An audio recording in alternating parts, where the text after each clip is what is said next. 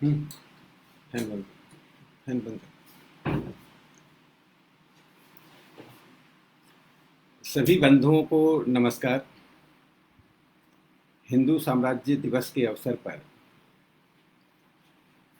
जो आज यह बौद्धिक कार्यक्रम आयोजित किया गया है, उसमें जो कोई भी शामिल हुए हैं, मुझे उम्मीद है कि हर कोई निरंतर सूचना के संप्रेषण से, बौद्धिक गतिविधियों से वाकिफ रहे हैं।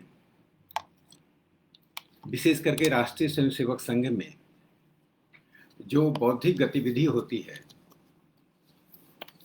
उसमें एक निरंतरता रहती है, जिसके कारण हम समसामयिक और सनातन दोनों विषयों से सुपरिचित होते हैं।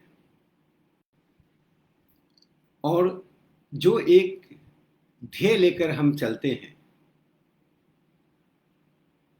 कि भारत एक हिंदू राष्ट्र है, उस ध्येय का जो विवेचन होता है, जो व्याख्या होती है, हम सब उससे भली भांति परिचित हैं। इसलिए मैं ऐसा मानता हूं कि मैं जो कुछ भी बोलूंगा उसमें कोई नयापन नहीं होगा। शब्दों का विन्यास यानी शब्दों की का जो के बीच समन्वय होता है, सिर्फ अंतर उसी में आएगा।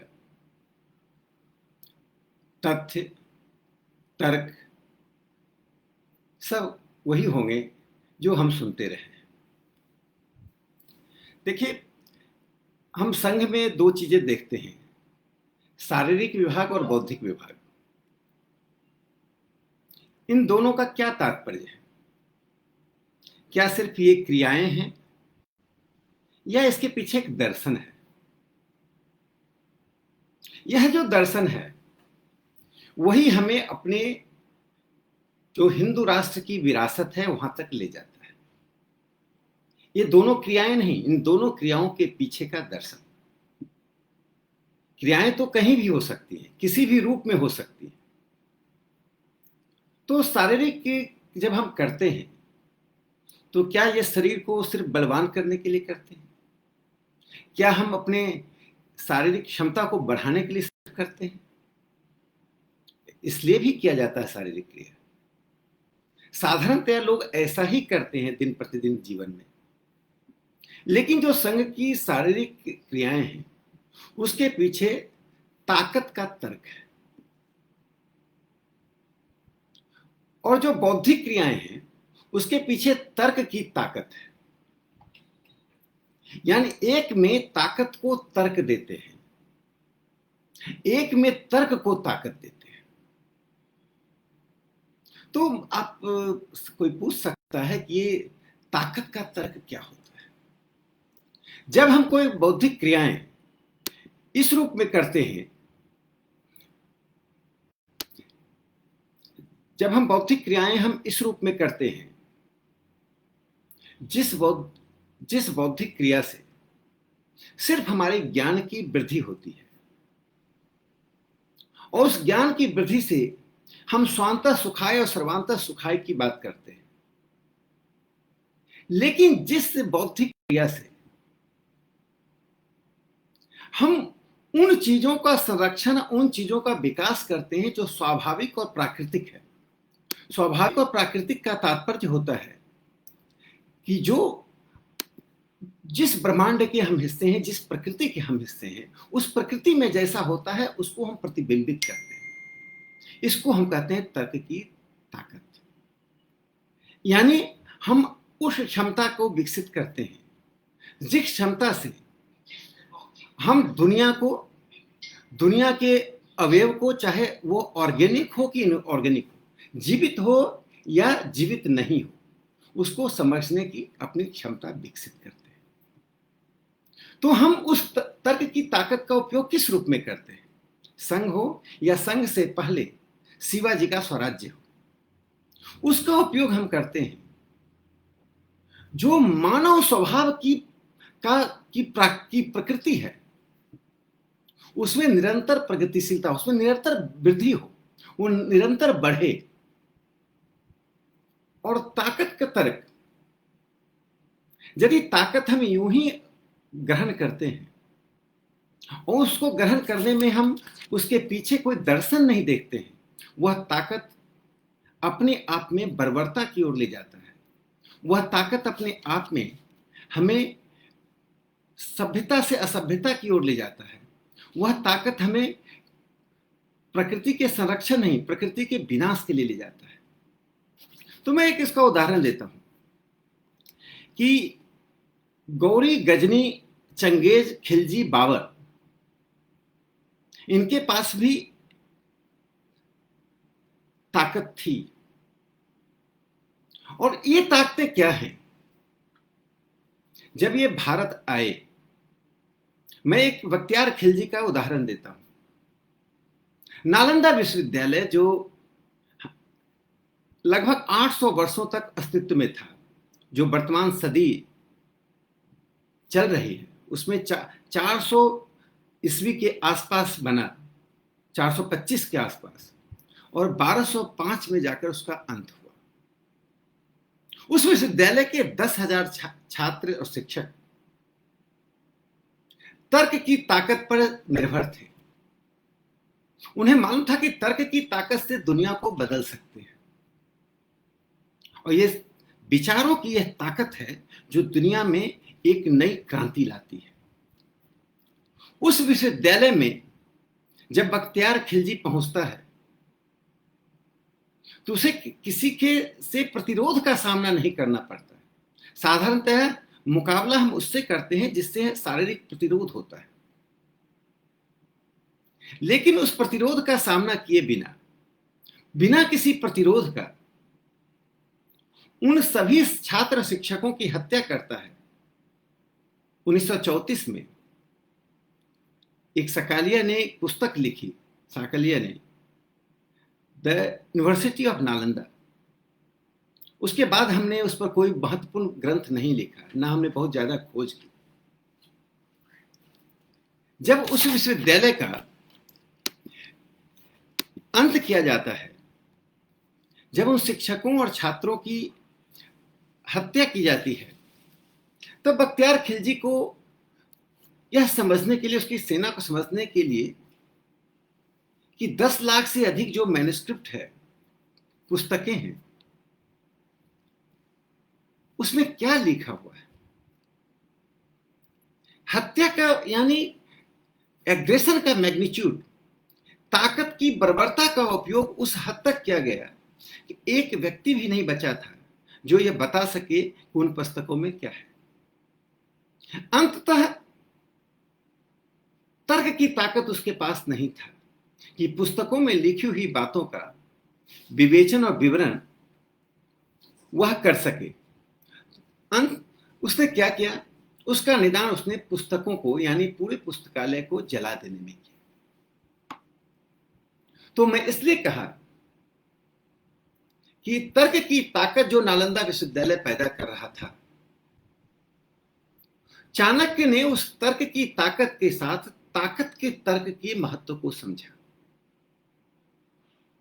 और उस ताकत के तर्क को से उसने एक छोटे सामान्य बालक को असामान्य सेनानी, राजा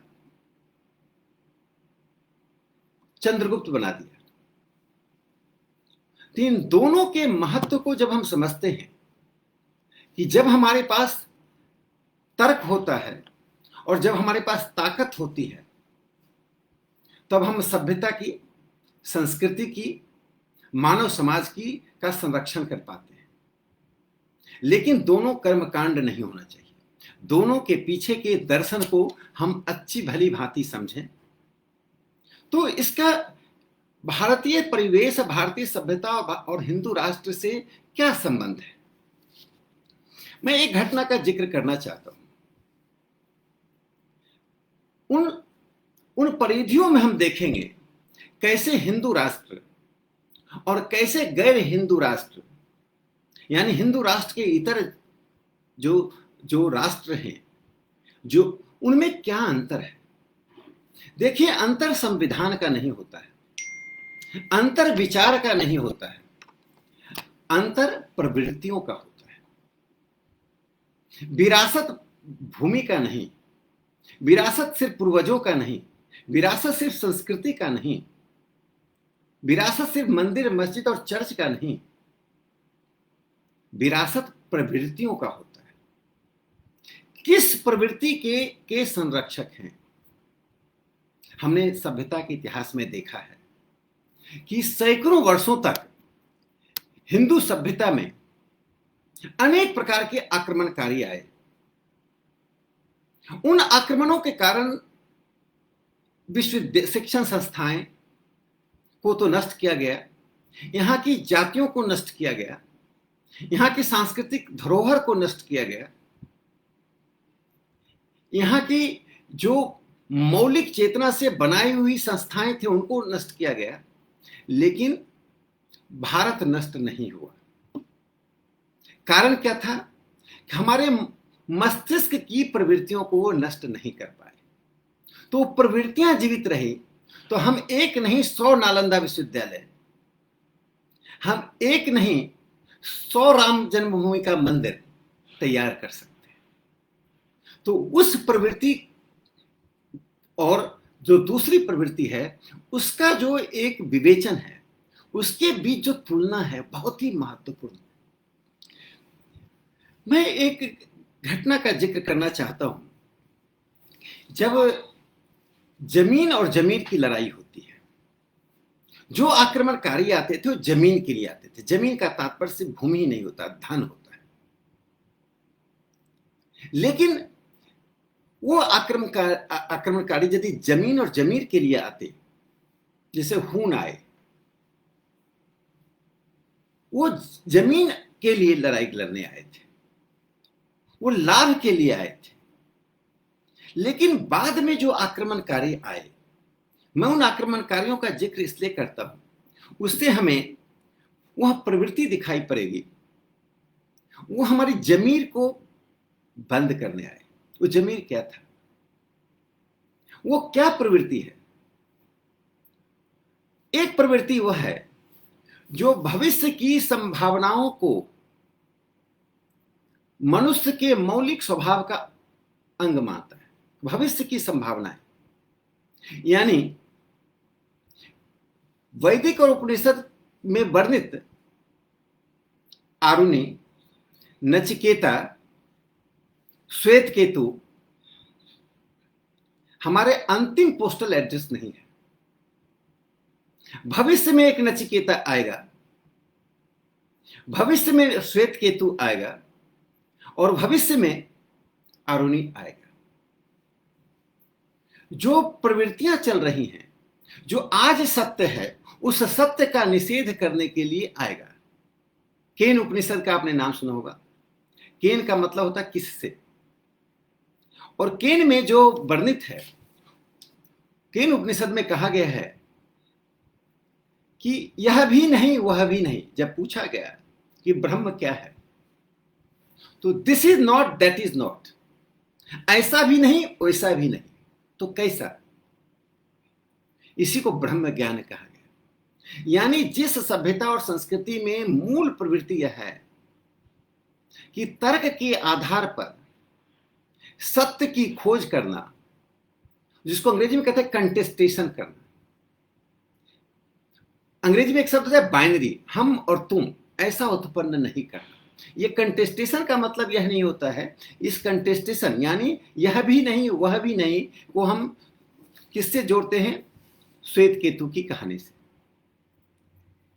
श्वेत केतु जब आए शिक्षा ग्रहण करके, वैदिक शिक्षा ग्रहण करके 12 साल तक, तो अपने पिता से उनका साक्षात्कार हुआ। जब उन्होंने अपने ज्ञान का प्रदर्शन किया तो पिता को लगा तो यह तो शब्दों का ज्ञान है, इस ज्ञान में वो तत्व नहीं है। तब जो उन्होंने समझाया, जो कहानी समझाई, जो उन्होंने नमक और पानी का घोल बनाया, फिर उससे नमक को अलग करने कहा, और तब उन्होंने कहा कि तत्व त्वमसि, जो तुम में है वो मुझ में है।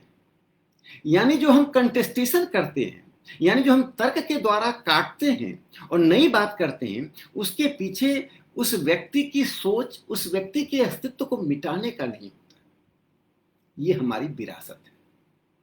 श्वेत केतु के द्वारा प्रदर्शित नचिकेता के द्वारा पूछा गया प्रश्न, जो विजडम के हाईएस्ट ऑथोरिटी को चैलेंज किया गया अंश, वही हम देखते हैं कि शंकराचार्य जी को चुनौती कौन देती? सरस्वती देती है। कौन है? मंडन मिश्र जी की पत्नी। वही हम देखते हैं कि स्वामी दयानंद सरस्वती काशी में जाकर 17 नवंबर 1869 को 300 पंडितों से सरोकार युक्त प्रतिद्वंदिता करते हैं।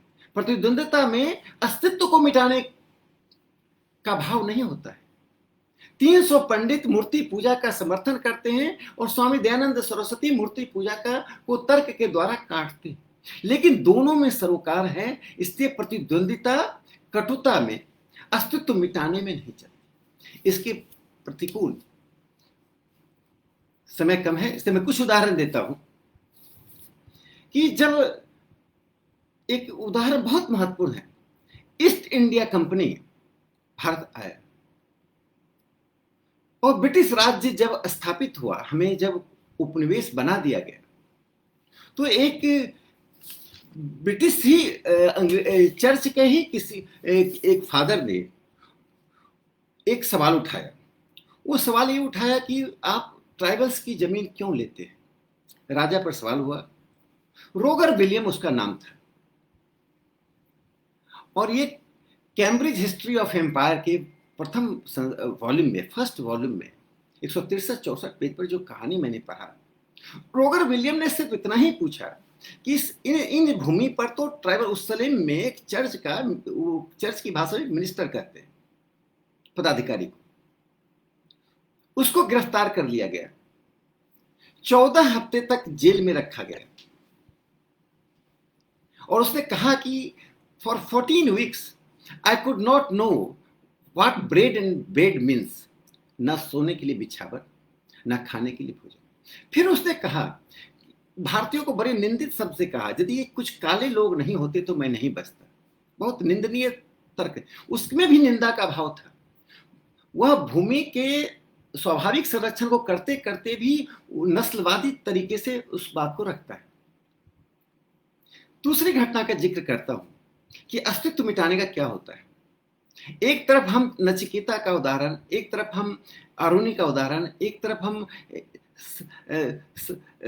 श्वेत केतु का उदाहरण देखते हैं। दूसरा मैं उदाहरण देता हूं कि पश्चिम में गैलीलियो ने क्या कहा कि पृथ्वी सूर्य के चारों ओर इसका मूवमेंट होता है, इसका भ्रमण होता है। और गैलीलियो को रोम में कोर्ट के सामने, जो ईसाई कोर्ट था, उसके सामने हाजिर किया गया। घुटने पर आकर बाइबल पर हाथ रखकर उसे मृत्यु के भय के सामने अपने ही सिद्धांत का खंडन करना पड़ा और उस खंडन करने के साथ ही गैलीलियो को शेष जीवन जेल में बिताना पड़ा। दूसरा उदाहरण 1600, यह घटना 1632 की है। दूसरा उदाहरण 17 फरवरी 1600 की है। बुर्नो नाम के व्यक्ति ने कहा कॉस्मिक प्लुरलिज्म कोई एक जगह नहीं है, एक जगह से उसमें बहुत ही बहुलता है। उसके कारण उसको फिर रोम के कोर्ट के सामने आना पड़ा। उसे 10 साल की सजा हुई। सजा के बाद फिर जब जेल से बाहर आया, उसको जला दिया गया और उसकी अंत्येष्टि के लिए वो भूमि नहीं दी गई जो ईसाइयों को दी जाती। भारत में यह प्रवृत्ति नहीं रही है।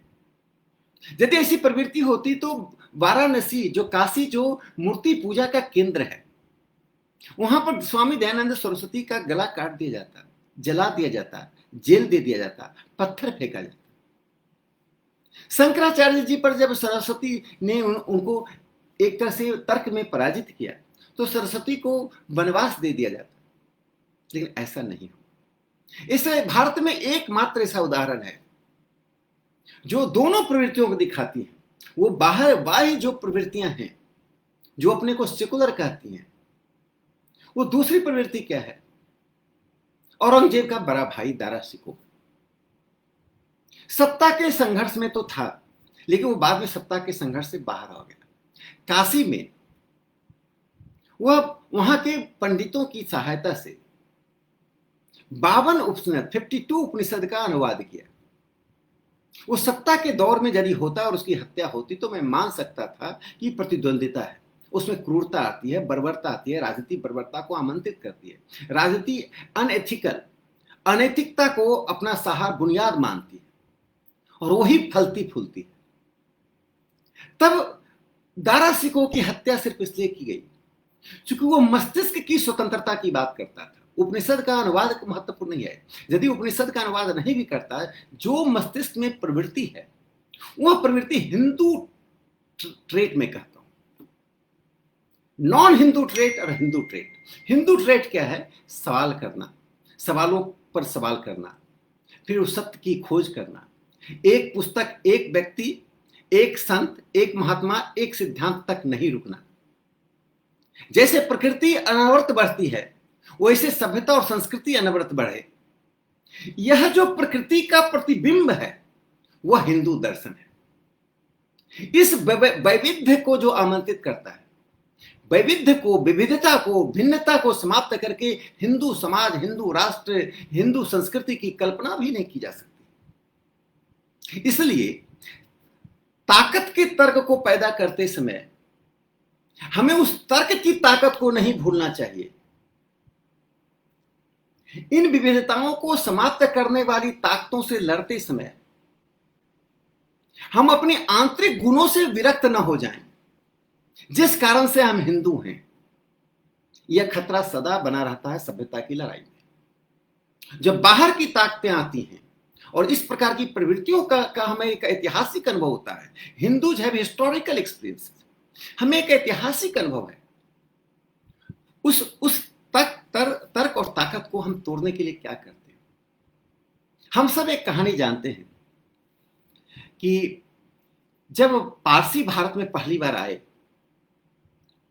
तो सांजन नाम के पोर्ट पर गुजरात में आए, उनका जहाज रुका। पारसी क्यों आए थे? क्योंकि वह अपनी स्वतंत्रता से, अपनी परंपरा से, अपनी पीढ़ियों के अनुसार कुछ अपने अनुष्ठान करते थे जो इस्लाम को पसंद नहीं था।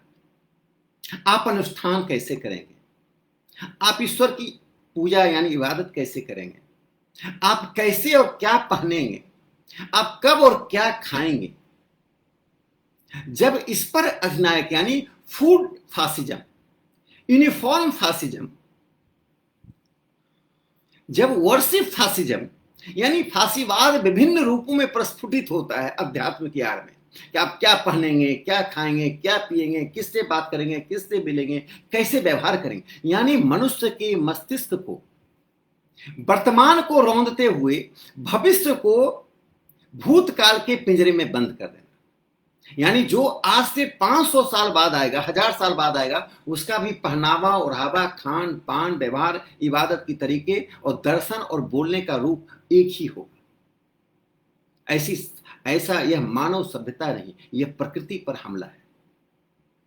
इसमें धर्म और संप्रदाय की बात नहीं। यह प्रवृत्ति का जो भी मालिक होगा, स्वामी होगा, इस प्रवृत्ति का जो भी सेनानी होगा, वह स्वतंत्रता सेनानी नहीं होगा, वह पुनर्जागरण का सेनानी नहीं होगा, वह सभ्यता को पिंजरे में बंद करने वाला सेनानी होगा, वह रेट्रोगेटिव होगा, प्रतिक्रियावादी होगा। इसलिए मैंने कहा कि मैं जिस बात का मैं जिक्र कर रहा था कि जब पारसी भारत आए तो वहां के राजा ने यह कहा कि हमारे पास जितनी चीजें हैं, जितनी जगह है, उसमें एक तरह के लोग रहते हैं, ऐसी बातें करते हैं, उनकी एक परंपरा है। हम बाहर के लोगों को अब आमंत्रित नहीं कर सकते, नहीं रख सकते। वो कैसे होंगे, क्या होंगे, समाज मेरा कैसा होगा। तो चूंकि भाषा का अंतर था तो इस बात को संबोधित नहीं कर सकते थे। राजा ने इसी मनोभाव से एक गिलास दूध भेज दिया उनके पास कि ये दूध का गिलास है, फुल गिलास है, यानी यहाँ सब चीज जो है आप वापस चले जाइए।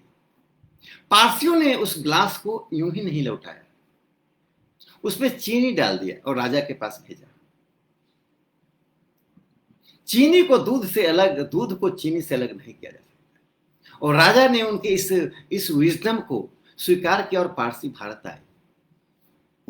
1931 में भारत में 1931 की जनगणना के अनुसार भारत में 1,09,000 पारसी थे और 24,000 यहूदी थे। 33 करोड़ की जनसंख्या ने उन 1,09,000 को बाध्य नहीं किया कि तुम 33 करोड़ का संख्यात्मक हिस्सा बनो। मात्रात्मकता हमारा बोध नहीं है, गुणात्मकता हमारा बोध है।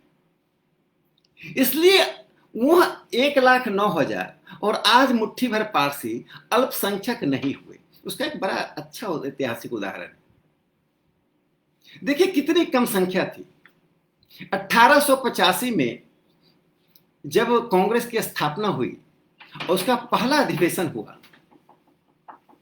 उस पहले अधिवेशन में 72 प्रतिनिधि आए देश भर से। देखिए कांग्रेस एक राष्ट्र की संस्था थी, वो आजादी के पर्पस, उस वक्त स्वयं आजादी का पर्पस नहीं था, एक राष्ट्रीय संस्था के रूप में बनी थी। वो एक अलग विवाद है, कैसा था, कौन स्थापना क्या किया, क्या क्या वो उसके मेरिट डिमेरिट पर गए बिना मैं जो कहना चाहता हूं, 72 लोगों में 59 हिंदूज थे, 59। स्वाभाविक है, बड़ी जनसंख्या तो ज्यादा प्रतिनिधि हो गई। इस देश की दूसरी जो बड़ी जनसंख्या थी और है इस्लाम, मुस्लिम, उसके प्रतिनिधियों की संख्या सिर्फ 2 थी। उसके बाद जो तीसरी बड़ी जनसंख्या, हालांकि अंतर काफी है, ईसाई, उनकी जनसंख्या, उनका प्रतिनिधि 2, और पारसी जिनकी जनसंख्या हजारों में थी, उनकी संख्या 9 थी।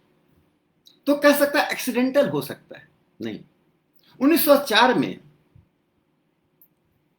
हिंदुओं की तो बड़ी संख्या थी ही, मुस्लिम की प्रतिनिधियों की संख्या कांग्रेस के अधिवेशन में 35 और पारसी की 65। 1907 में मुस्लिमों की संख्या 10 और पारसियों की 20। ये निरंतर चलता रहा। तो जो भारत में अल्पसंख्यक बहुसंख्यक कहकर हिंदू राष्ट्र का निषेध किया जाता है, तो माइनॉरिटी बाय विल और माइनॉरिटी बाय कंपल्सन। एक हम अल्पसंख्यक इसलिए होते हैं कि हमको दबाव डाला जाता है, हमको होना पड़ता है, क्योंकि हम बड़ी संख्या के नीचे अपने धर्म को, अपने परंपरा को, अपनी भाषा को, अपने जीवन पद्धति को नहीं चला पाते, तो हम उससे लड़ते हैं, तो उसे माइनॉरिटी कहा जाता है, संवैधानिक संरक्षण दिया जाता है। भारत में पारसियों ने गुणात्मकता के आधार पर दूसरे कथित रूप से अल्पसंख्यकों से अपनी अधिक ताकत का प्रदर्शन व्यवसाय में, राजनीति में, विचार में, आध्यात्म में किया। तो यह जो भारत में हिंदू राष्ट्र की संकल्पना है, उसमें व्यक्ति, समुदाय और धर्मों के बीच, यानी पूजा पद्धतियों के बीच विभेद नहीं। वह तब तक नहीं है जब तक आपकी पूजा पद्धति, यानी आपके ताकत का तर्क, यानी संख्या का तर्क यह है कि दूसरा एक व्यक्ति जो है, जो हमारी पूरी संख्या का निषेध करता है, वो हमारे बराबर है। इसलिए भी कि हम बराबर का दर्जा देते हैं, स्वाभाविक रूप से बराबर है। गुणात्मक रूप से हमारी उसकी अगर बटखरे को हम लाएंगे तो 1 kg अगर एक तराजू पर है तो वह भी 1 kg है, चाहे उसकी संख्या 1 हो, हमारी संख्या 100। यह हिंदू सभ्यता और संस्कृति की वह प्रवृत्ति है, जिस प्रवृत्ति को हम हिंदू राष्ट्र कहते हैं। अब मैं आता हूं एक लास्ट में, आज हिंदू राष्ट्र का तात्पर्य क्या है। ये बहुत बड़े बड़े लोग इस पर सवाल करते हैं कि हिंदू राष्ट्र थियोक्रेटिक है, इस पर हम लगातार विमर्श करते हैं। आज समय भी ऐसा नहीं है। देखिए हिंदू राष्ट्र का, हिंदू शब्द के ऊपर 1872 में ब्रिटेन ने भारत में औपनिवेशिक जनगणना शुरू की। जनगणना 1872 शुरू हुआ, तब से हर बार 10 साल के बाद जनगणना होती थी। यहां तक कि 1941 में जब देश में इतना आंदोलन हो रहा था, तब भी जनगणना हुई। तो जो 1900 उसमें जो जनगणना चल रही थी 1872 में, तो उस व्यक्ति का नाम था ऑस्टिन बॉर्डोलियन, BOURDILLON, बॉर्डिलॉन। उसने एक सवाल खड़ा किया, जो सेंसस कमिश्नर था, व्हाट इज हिंदू, हिंदू क्या है। ब्रिटिश शासन का तो एक दौर चल ही रहा था ईस्ट इंडिया कंपनी से, तो हिंदुओं के साथ जो उनका एनकाउंटर होता था, जो उनका अपना सामाजिक, सांस्कृतिक, धार्मिक अनुभव था इंग्लैंड का, यूरोप का, लगा कि वो तो है नहीं, जिसको हिंदू धर्म कहते तो है नहीं। यहाँ तो हर हर 5-10 किलोमीटर पर परंपराएं बदल जाती हैं, बोलियों में अंतर आ जाता है, फिर भी लोग एक एक भाव से रहते हैं। यह जो विविधता है, यह जो आइडेंटिटीज है, पहचान है, वो पहचान कहते थे। हम उसको पहचान नहीं मानते थे, हम उसको अपनी प्रवृत्तियां मानते थे। प्रवृत्ति और पहचान के बीच अंतर है। एक बीज से निकला हुआ, जैसे श्वेत केतु, उसके पिता ने कहा कि तुम बीज को बरगद के फल को तोड़ो, उसने तोड़ दिया। क्या इसके अंदर क्या है? क्या बीज है? क्या बीज को तोड़ो, इसके अंदर क्या? कहता दिखाई नहीं पड़ता है। कहता जो दिखाई नहीं पड़ता है वही तुम में और मुझ में। अब वो दिख नहीं पा रहे थे। इस विविधता के का जो मूल था, रूट था हिंदू समाज का, उसे वो देख नहीं सकते थे। उनका विजडम नहीं था। सैकड़ों वर्षों से उनके मस्तिष्क की चौकीदारी करके उनकी क्रिएटिविटी को, क्रिटिकल अंडरस्टैंडिंग को, किसी चीज को आलोचनात्मक ढंग से समझने की क्षमता को समाप्त कर दिया गया था। जब वो समाप्त क्षमता के आधार पर वो हिंदू समाज को कोई नहीं पढ़ सकता है। तो मैं इसलिए कहा कि जब 1872 में सवाल उठाया तो 1900, ये हर सेंसस में उठता था और एक व्यक्ति नहीं उठाता था। Best British and European mind भारतीय सेंसस में थे। वो सिर्फ स्कूल के शिक्षक या हमारे जैसे लोग जाकर सिर्फ सेंसस नहीं करते थे दरवाजे पर। जो ब्रिटिश साम्राज्य का जो बेस्ट ब्रेन था उसको सेंसस में लगाया जाता था। सेंसस सिर्फ मनुष्यों की गिनती नहीं होती है, समाज को पढ़ना होता है, संस्कृति की परंपराओं को देखना होता है, समाज में उठने वाली ताकतों और प्रवृत्तियों को देखना होता है। इसलिए वो सेंसस से उनकी विद्वता को मैं दाद देता हूँ, काम करने की विद्वता, मेथोडोलॉजी की बात दाद देता हूँ, मेहनत करने को दाद देता हूँ। जो बौद्धिक मेहनत करने की क्षमता, नारा लगाना बौद्धिकता नहीं होती है, या 50 शब्द बोल देना बौद्धिकता नहीं होती है। तर्क के पीछे दर्शन को ढूंढना बौद्धिकता होती है। उस दर्शन के द्वारा समाज मस्तिष्क को आंदोलित करने की जो क्षमता होती है वो बौद्धिकता होती है। वही बौद्धिकता नालंदा यूनिवर्सिटी, तक्षशिला यूनिवर्सिटी पैदा करने की का एक शिक्षण संस्थान था। वही बौद्धिकता बंगाल के नादिया में था। वो बौद्धिकता राज्य के प्रश्रय से नहीं आता है। वो बौद्धिकता वाइस चांसलर, प्रोफेसर या राज्यसभा लोकसभा के सदस्य बनने से नहीं आता है। वो बौद्धिकता 100 की प्रवृत्ति से होती है कि हम मानव सभ्यता का निर्माण करने निकले, तो हमें अपने जीवन काल में मनुष्य की सभ्यता में कुछ देना है। तो मैं जो कहना चाहता हूँ, 1911 में L.S.O. मैली नाम के एक व्यक्ति थे जो बिहार, बंगाल, उड़ीसा के सुप्रिटेंडेंट थे, सेंसस सुप्रिटेंडेंट थे। उन्होंने क्या कहा कि इस सवाल तो लगातार उठता रहा बिना इसका उत्तर का, इसका उत्तर हम नहीं दे पा रहे। 31 में वही हुआ, 21 में वही हुआ, 31 में हुआ, 41 में हुआ। यानी 1872 से 1941 तक 8 जनगणना में और विभिन्न प्रदेशों के सेंसस सुप्रिटेंडेंट और सेंसस कमिश्नर ने एक ही बात कही कि हमें मालूम नहीं है कि हिंदू का अर्थ क्या है। अलग अलग विविधता, सबके विवरण में, विवेचन में विविधता है। तो हिंदू राष्ट्र थियोक्रेटिक नहीं है। हिंदू राष्ट्र एडजेक्टिव है उस सभ्यता का। राष्ट्र शब्द का प्रयोग ही हम उनसे अलग करते थे, धर्म शब्द का प्रयोग अलग करते थे। ये अलग पृष्ठभूमि है, इसकी विवेचन किया जाएगा।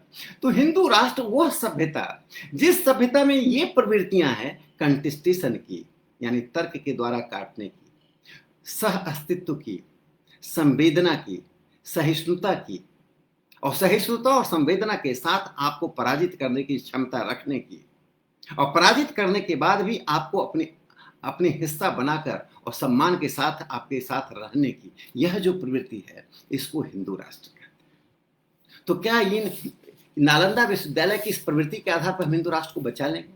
नहीं। जो अब अंतिम पड़ाव पर मैं आता हूं, ये क्या है जो हमें पराजित करता है? शिवाजी ने इसको समझा था। इसलिए मैं 1857 को प्रथम स्वतंत्रता संग्राम नहीं मानता हूं। यह जो स्वतंत्रता की लड़ाई है जिसको यूरोप ने हमको, यूरोप के चश्मे से दिया कि जब से क्राइस्ट आए, ईसा मसीह सम्मानित हैं। ईसा मसीह ने संघर्ष किया, शोषण के खिलाफ संघर्ष किया, बलिदान दिया। लेकिन जो उनके दर्शन का विवेचन हुआ, मोहम्मद साहब ने एक समय एक्सप्लॉइटर्स के खिलाफ संघर्ष किया, लेकिन वो जो दर्शन उसके पीछे नहीं था, तात्कालिकता थी। उस तात्कालिकता से जो दर्शन निकला वह दर्शन विध्वंसात्मक हो गया। विध्वंस सिर्फ शरीर के अंत से नहीं, मस्तिष्क से अंत का। हर इस्लाम और ईसाइयत हमारे मानव मस्तिष्क की चौकीदारी करता है, उस पर ताला लगाता है। वर्तमान को रौंदता है और भविष्य को भूत के पिंजरे में बंद कर देता है। तो उस प्रवृत्ति के खिलाफ जब नालंदा विश्वविद्यालय का जवाब क्या है, तो धर्मपाल के साथ चाणक्य की जरूरत है। धर्मपाल प्रोफेसर थे नालंदा विश्वविद्यालय में, तर्क गढ़ते थे, लेकिन चाणक्य तर्क के साथ ताकत गढ़ते थे और ताकत के पीछे की तर्क को गढ़ते थे। इसलिए उन्होंने चंद्रगुप्त बनाया, सामान्य को असामान्य बना दिया, एक छोटे से राज्य को साम्राज्य में तब्दील कर दिया। वो साम्राज्य भूमि पर कब्जा का नहीं था, वो साम्राज्य जो ब्रिटिश साम्राज्य था नहीं।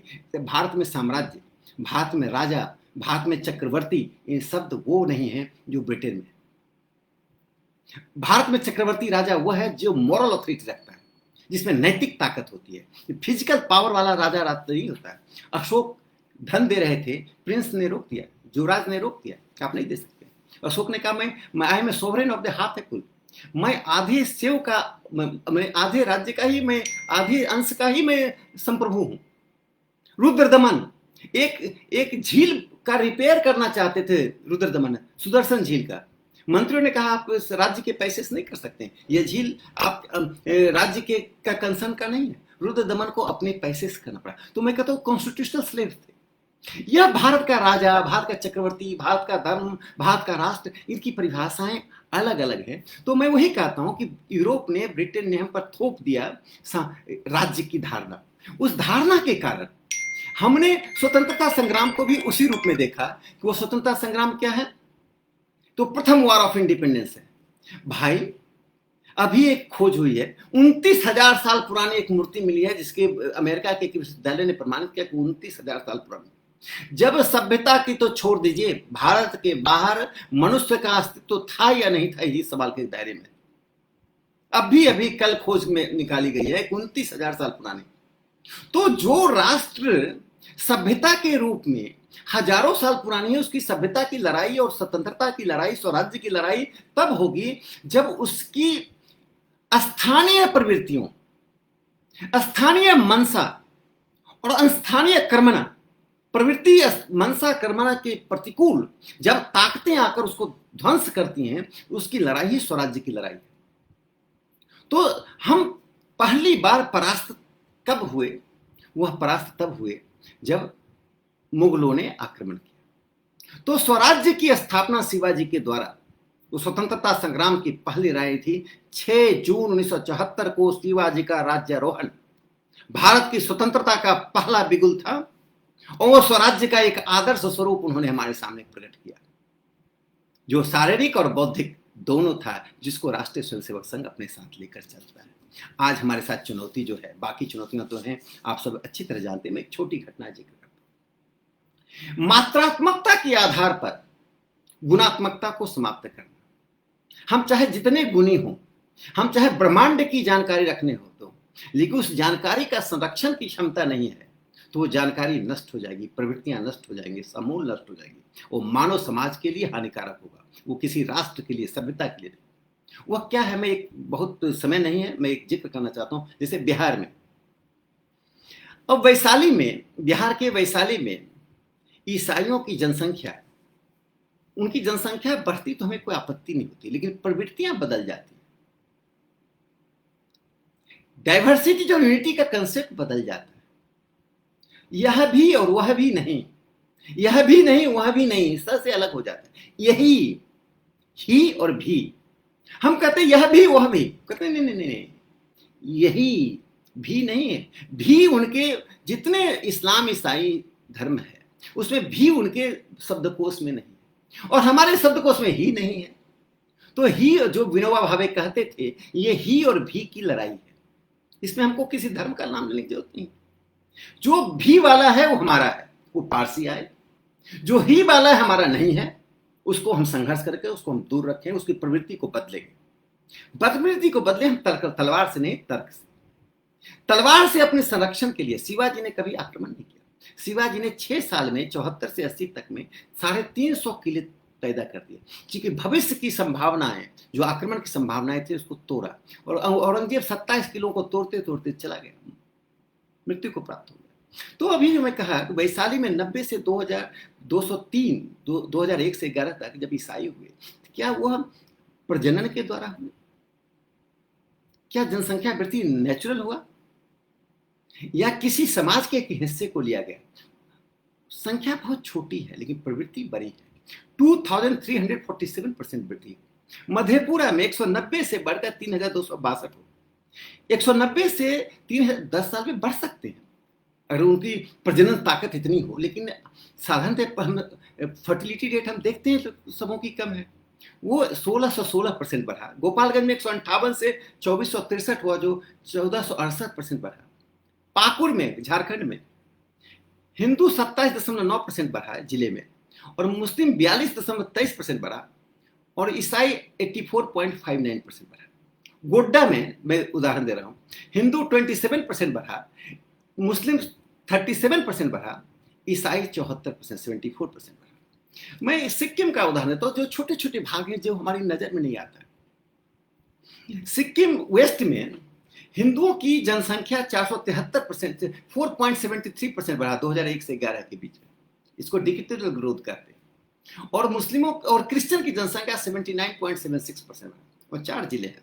साउथ में, सिक्किम साउथ में साउथ डिस्ट्रिक्ट में 0.44% हिंदू बढ़े, वो क्रिश्चियन 68.24% बढ़ा। सिक्किम नॉर्थ में हिंदू 7.72% बढ़ा, वो 63.89। हिंदुओं में 7.72% कम हुआ, जनसंख्या कम हुई, बढ़ा नहीं, माइनस में हुआ, जनसंख्या घट गई 7.79%, और वो 63.89% बढ़े। ईस्ट में 13.09% हिंदूज बढ़े और क्रिश्चियन 61.34%। मिजोरम में हम 4.52% घट गए 10 साल में, वो 23% बढ़ गए। ये पूरे नॉर्थ ईस्ट में, पूरे देश में जो हिंदू जनसंख्या 2001 में 84% थी, घटकर 79% हो गई। यदि भी और भी की संस्कृति होती तो कौन संप्रदाय बढ़ रहा है, कौन पूजा पद्धति बढ़ रही है, हमारी चिंता का विषय ही नहीं होता। लेकिन जब वह यह ही की मात्रात्मकता बढ़ती है तो भी की मात्रात्मकता नहीं घटती है, भी प्रवृत्ति घटती, समाप्त होती है। मात्रा की लड़ाई संख्या की लड़ाई नहीं है, यह गुणात्मकता की लड़ाई है, और यह जो निरंतर हो रहा है।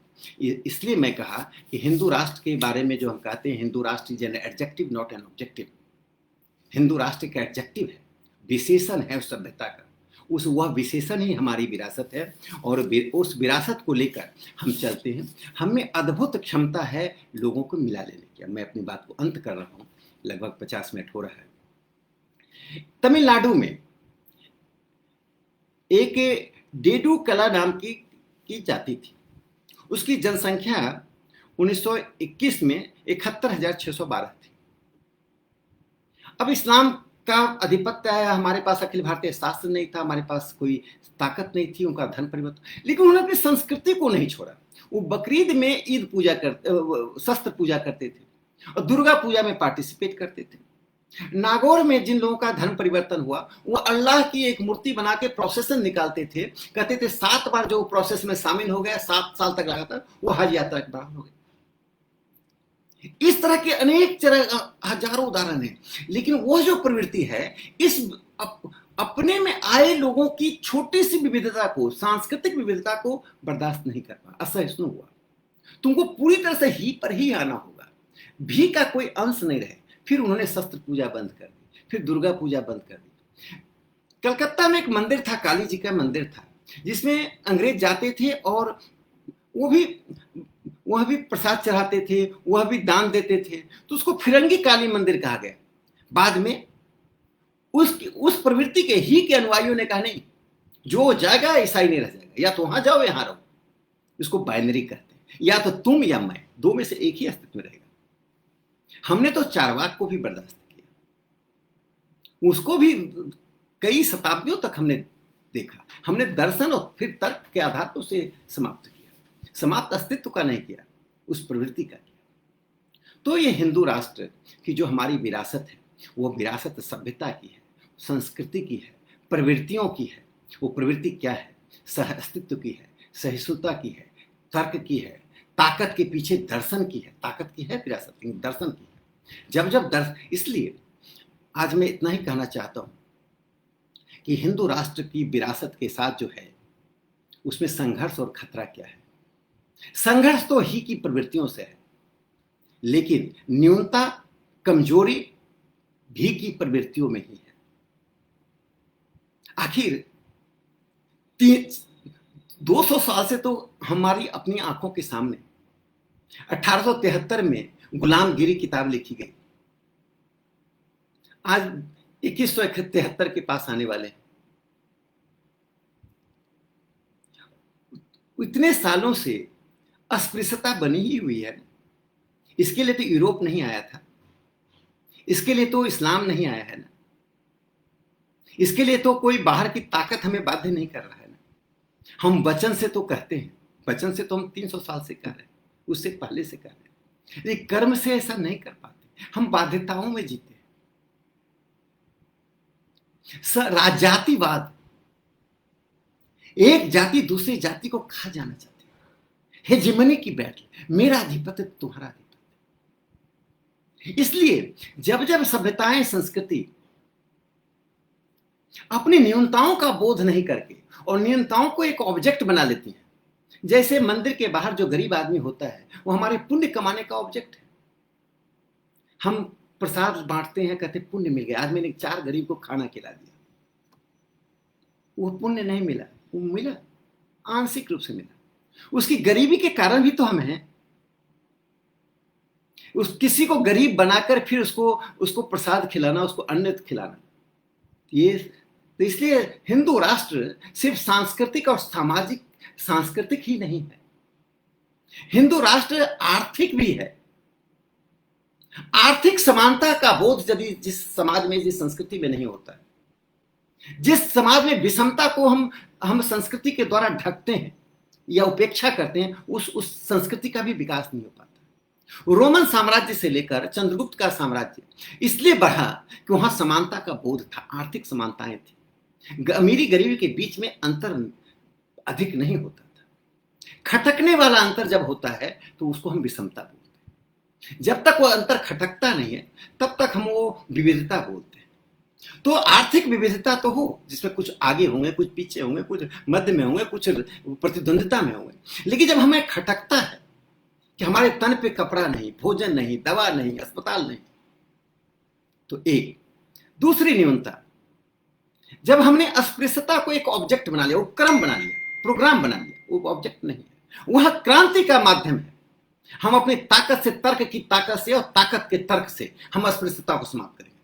जिसको साथ रहना रहे, जिसको साथ नहीं रहना नहीं रहे, जिसको पसंद नहीं है। बहुत से अपने को सनातनी कहने वाले भी महात्मा गांधी जी की हरिजन यात्रा का विरोध कर रहे थे, डॉक्टर हेडगेवार जी उनके साथ खड़े हो गए। परम पूज्य हेडगेवार जी ने सोचा कि यह तो एक पुण्य उपक्रम है, यह दर्शन भाव से उपक्रम है। इससे डॉक्टर जी और डॉक्टर बाबा साहब अम्बेडकर के बीच में कोई उनके चिंतन में, मूल चिंतन में अंतर नहीं था, सीड में अंतर नहीं था, प्रस्फुटन में परिस्थितियों के कारण, ताकतों के कारण अंतर था, लेकिन मूल भाव एक था। इसे वह मूल भाव संविधान सभा के अंतिम भाषण में डॉक्टर बाबा साहब अम्बेडकर जी ने अभिव्यक्त किया। तो मैं यही कहूंगा कि आज हिंदू राष्ट्र का संरक्षण और उस राजनीतिक निर्भरता से हिंदू राष्ट्र नहीं बनते, कानूनी दायरे में हिंदू राष्ट्र नहीं बनता है, तो फिर तो हम इस्लामिक राष्ट्र, ईसाई राष्ट्र के समानांतर हम प्रवृत्तियों को मारे।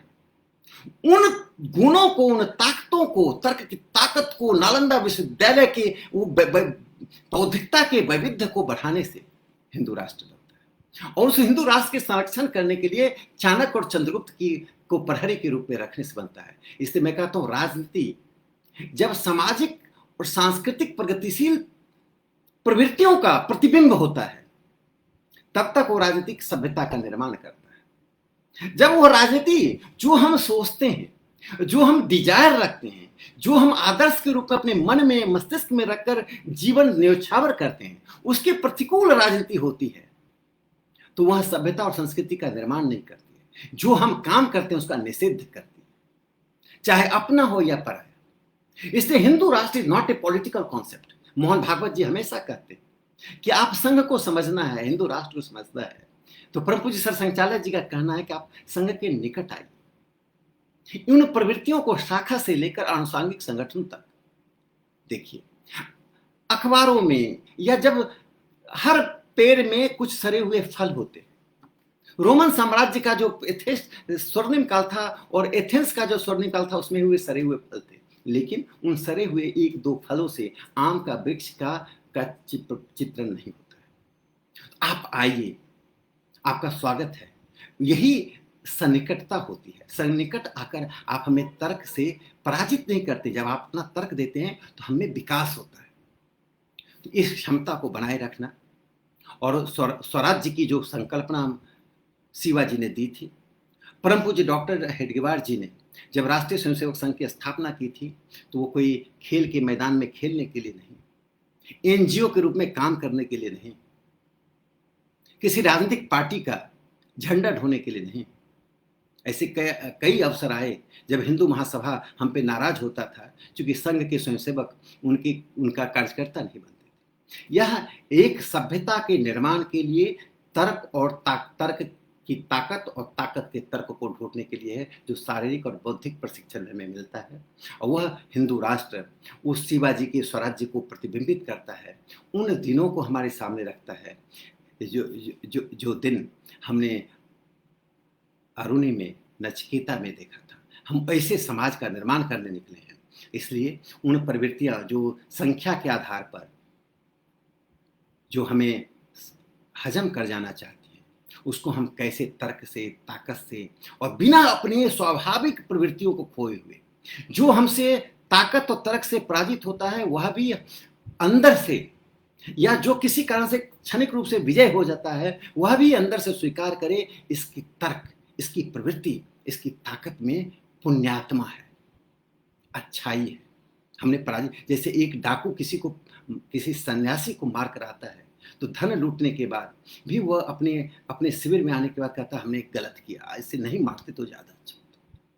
तो उस प्रवृत्ति को जीवित रखते हुए हम अपने हिंदू राष्ट्र की उस विरासत को, जो विरासत प्रवृत्तियों के रूप में है, भी संस्कृति के रूप में है, चंद्रगुप्त चाणक्य के रूप में है, उसको हम बना कर रखें। यही आज मेरा कहना था, और इसी के साथ मैं अपने शब्दों को विराम देता हूँ। बहुत बहुत धन्यवाद। सभी लोगों को नमस्कार।